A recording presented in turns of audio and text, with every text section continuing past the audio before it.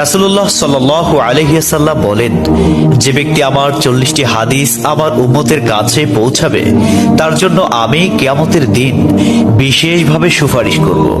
সুবহানাল্লাহ। নাম্বার 2, মানুষের মধ্যে যারা মৃত্যুকে বেশি করে স্মরণ করে এবং তার জন্য প্রস্তুতি নেয় তারাই সবচেয়ে বুদ্ধিমান।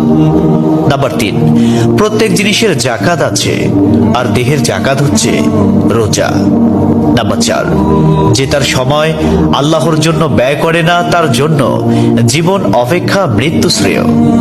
নাম্বার 5, যারা সব সময় ইস্তিগফার তথা ক্ষমা প্রার্থনা করে তাদের সাথে উঠা বসা করুন, কেননা তাদের হৃদয় সবচেয়ে কোমল হয়।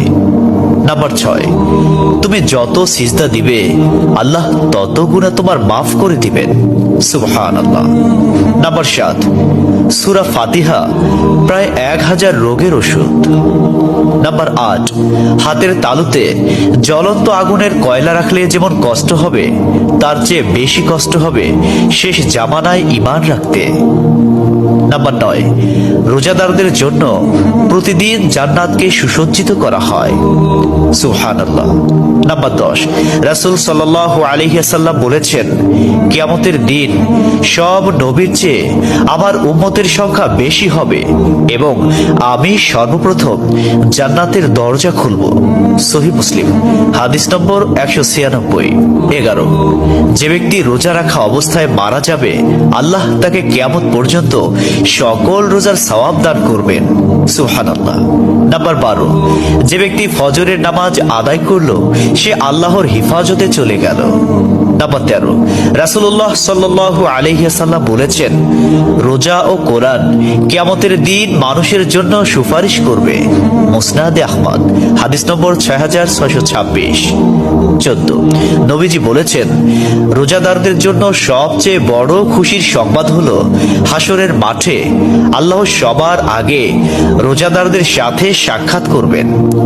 সুবহানাল্লাহি ওয়া বিহামদিহি। 15, যখন রমজান আসে তখন জান্নাতের দরজাসমূহ খুলে দেওয়া হয়।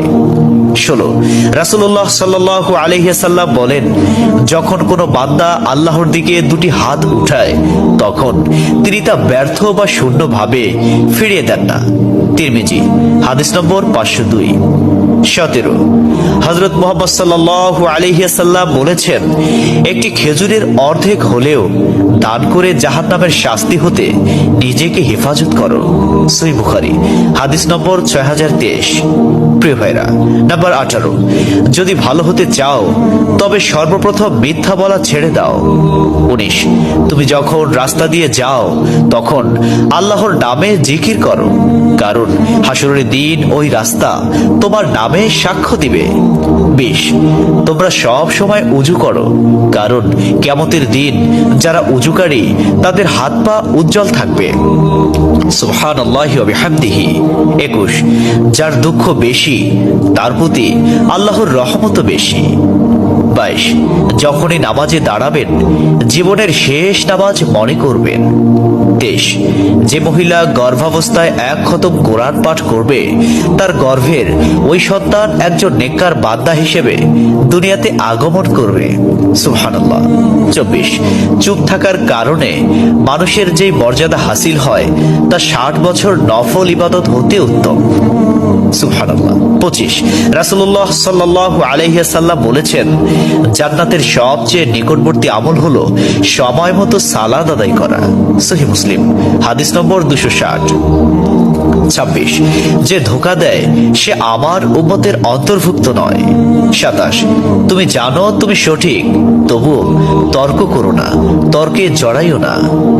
28, হযরত মুহাম্মদ সাল্লাল্লাহু আলাইহি ওয়াসাল্লাম বলেছেন, তোমরা বিপদে পড়ে মৃত্যু কামনা করবে না, বরং বলবে, হে আল্লাহ, যে পর্যন্ত জীবিত থাকা আমার জন্য কল্যাণকর আমাকে ততক্ষণ জীবিত রাখুন, এবং যখন মৃত্যু আমার জন্য কল্যাণকর তখন তুমি আমাকে মৃত্যু দাও। 29, সূরা ইয়াসিনকে কুরআনের হৃদয় বলা হয়। 30 হযরত মুহাম্মদ সাল্লাল্লাহু আলাইহি ওয়াসাল্লাম বলেন, মায়ের একটি কষ্টের নিঃশ্বাস 7টি দোজখের চেয়েও ভয়ঙ্কর, আর একটি সুখের হাসি 8টি বেহেশতের সমান। সুবহানাল্লাহ। 31 যে অন্যের বাবা মাকে গালি দিল, সে যেন নিজের বাবা মাকে গালি দিল। 32 রাসূলুল্লাহ সাল্লাল্লাহু আলাইহি ওয়াসাল্লাম বলেছেন, আমি যা জানি তোমরা যদি তা জানতে পারতে তবে নিশ্চয় খুব কম হাসতে এবং খুব বেশি পরিমাণে কাঁদতে। 30 মানুষ যদি মৃত ব্যক্তির আর্তনাদ দেখত এবং শুনতে পেত, তাহলে মানুষ মৃত ব্যক্তির জন্য কান্না না করে নিজের জন্য কাঁদত।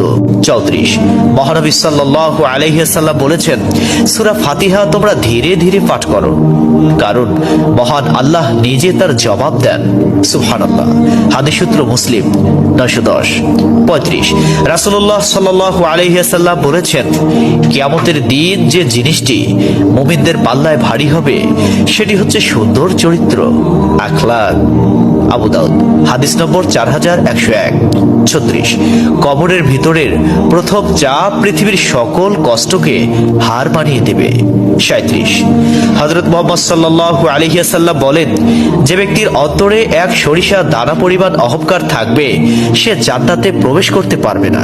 সহিহ মুসলিম হাদিস নম্বর 91। 38 কিয়ামতের দিন ওই ব্যক্তির জন্য সুপারিশ করা হবে যে প্রচুর শীত উপেক্ষা করেও ফজরের নামাজ আদায় করল। 39 নিশ্চয় মহান আল্লাহ নম্র, তিনি নম্রতাকে পছন্দ করেন। তিনি নম্র স্বভাবের লোকদেরকে যা দান করেন তা কঠিন স্বভাবের লোকদের দান করেন না। আবু দাউদ হাদিস নম্বর 4807। 40 কবর মানুষকে দিনে 70 বার স্মরণ করে এবং ডাকে। আল্লাহ সুবহানাহু ওয়া তাআলা আমাদের সঠিক জ্ঞান এবং বুঝার তৌফিক দান করুন এবং আমাদের এই সমস্ত হাদিস সমূহের উপর আমল করার তৌফিক দান করুন। আমিন।